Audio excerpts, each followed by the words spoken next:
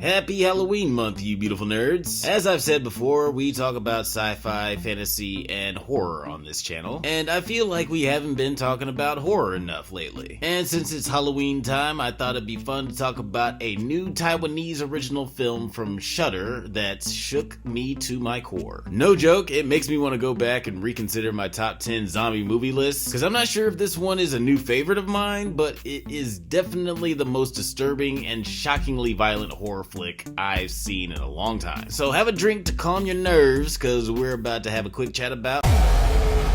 This flick was written and directed by Rob Jabaz. This guy made his bones as a self-taught animator, creating several fully animated commercials, music videos, and short films. This was Jabaz's first feature film, and with it he has officially announced himself as one of the most exciting new voices the horror genre has to pay attention to. The sadness is deceptively slow-paced and intimate in the first few minutes of the film. It takes the time to highlight the closeness between the two main characters we're about to follow. We see on the news that something called the Alvin virus is on a pandemic level, but a lot of people think that the virus is a hoax cooked up by the media. A doctor has been trying to inform the people that the virus has the potential to mutate into something similar to rabies, but no one really wants to listen to him. It's clear that the movie is drawing parallels to the COVID-19 pandemic and how so many entities try to politicize the issue and muddy the facts, leading to a misinformed, confused, and angry public. It's a clear commentary on how governments handled or didn't handle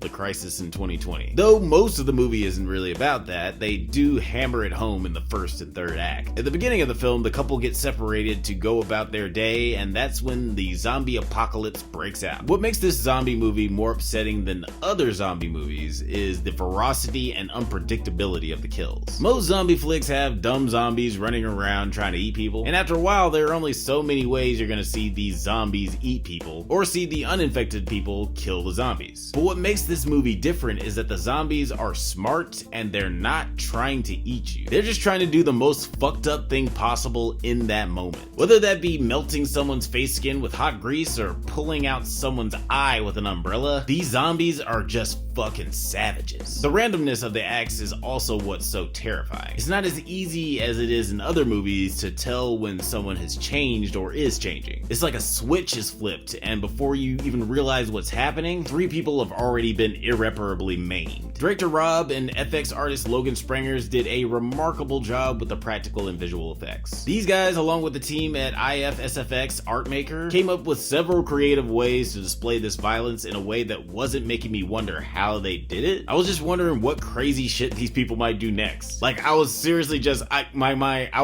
hesitated saying what the worst thing was, but now I feel like that's a spoiler.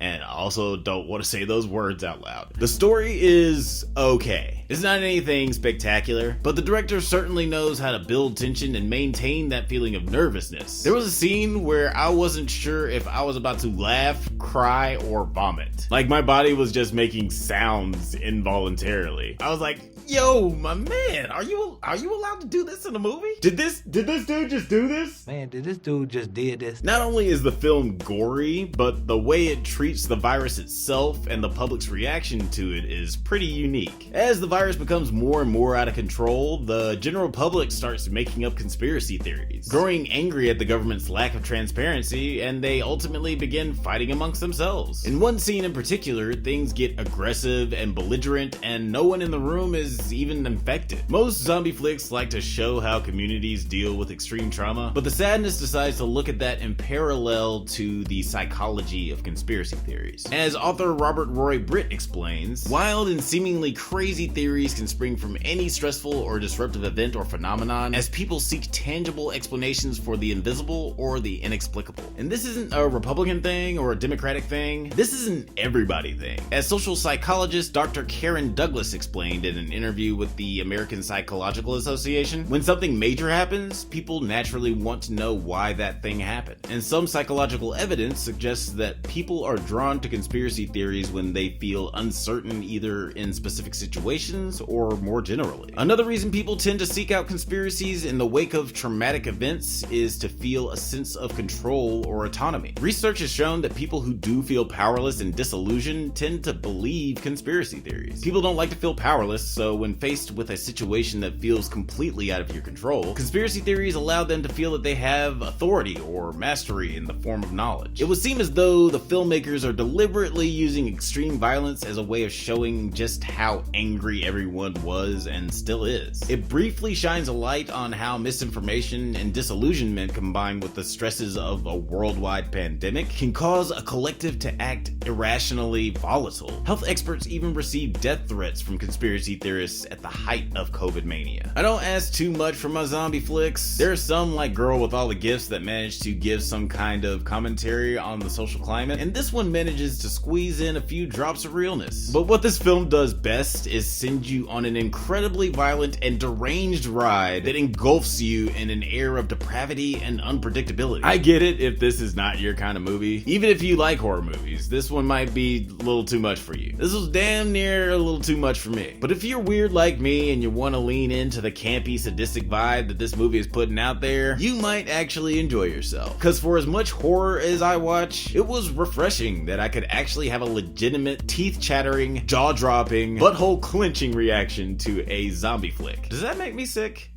Yeah, that probably makes me sick. My ranking, I liked it. If you've had the chance to see this movie, let me know what you think. Did it disturb you as much as it did me? And what's your favorite zombie movie? If you want to see all of mine, you can check out my top 10 zombie movie list. But anyway, until next time, stay safe, my little Alvins, and may the Force be with you.